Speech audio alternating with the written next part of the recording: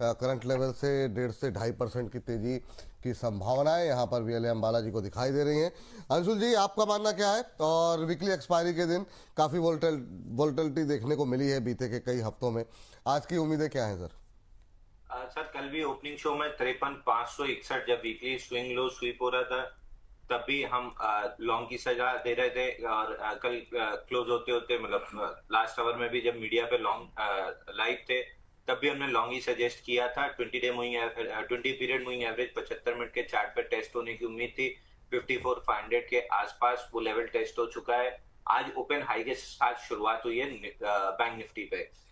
Nifty पे भी open high के साथ शुरुआत हुई थी, लेकिन निफ्टी पे हाई क्रॉस हो चुका है। यानी जिसने भी ओपन हाई देखते हुए शॉर्ट किया है वो अब ट्रैप्ड है, और उसकी शॉर्ट कवरिंग पहला गैप फिल करना था, जो कि गैप फिल हो चुका है। गैप की रेंज थी 23,490 टू 25।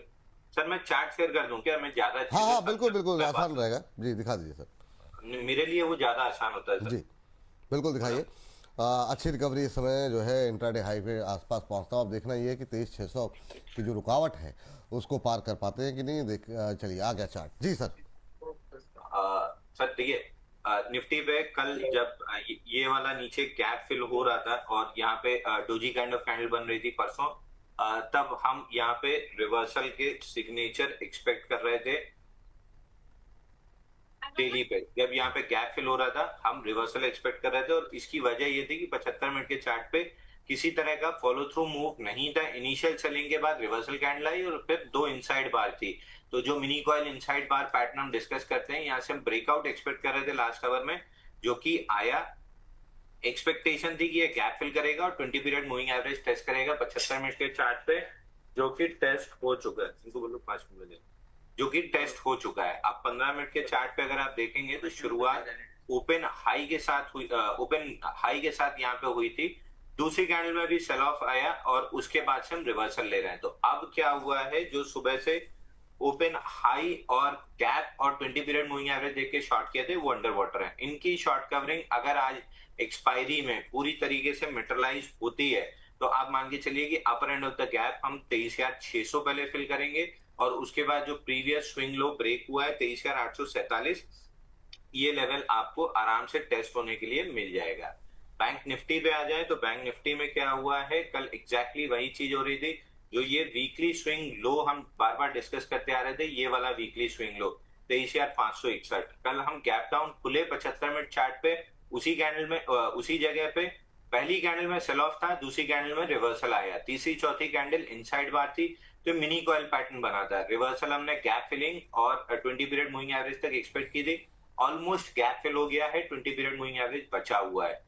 आज ओपन हाई के साथ शुरुआत हुई है, तो सिंपल सा आपको एक काम करना है। 15 मिनट का चार्ट खोलिए, ये ओपन हाई की कैंडल है, इस पे इस तरीके से लाइन मार्क कीजिए, राइट क्लिक कीजिए, एक अलर्ट लगा दीजिए कि जैसे ही ये लेवल पार हो मुझे एक अलर्ट मिल जाए, ताकि मैं यहाँ पे बाई करके चल सकूं। तो यहाँ पे एक अलर्ट इस तरीके से लगा के छोड़ दीजिए। जब अलर्ट ट्रिगर हो जाए तब बैंक निफ्टी देखने के लिए आप आ जाइएगा। एक बार गोल्ड पे और आ जाए। गोल्ड जो हमने डिस्कस किया था कि 5200 के लेवल पे बेचना है, नीचे का टारगेट है आपका 5,005। कल वहीं पे डोजी बनी है, बेरिश एफवीजी की फॉर्मेशन हुई है, जिसका सेलिंग लेवल आता है 5,045। तो कहीं भी 5,045 की जोन में 4 घंटे या 1 घंटे के चार्ट पे जाके बेरिश रिवर्सल बने तो सेलिंग की सेकंड अपॉर्चुनिटी मिलेगी। सेकंड टारगेट 4854 का रहेगा। अगेन एविडेंस का वेट करना है, जो यहाँ पे मिला था। यहाँ पे जब एविडेंस मिलेगा हम इसको शॉर्ट करेंगे 4,850 के लिए। सिल्वर पे आ जाए तो सिल्वर में भी अपना नीचे का पहला जो टारगेट था 79.64, ये भी हो गया। दूसरा टारगेट 78.06 था, वो भी हो गया। हैमर बनाए, थोड़ी सी नीचे से इस स्विंग लो को रिजेक्ट किया। अब यहाँ पे देखिए दो चीज होती है, कॉन्ट्राडिक्टरी पैटर्न है। यहाँ पे आपको सिल्वर थोड़ा ध्यान से ट्रेड करना है।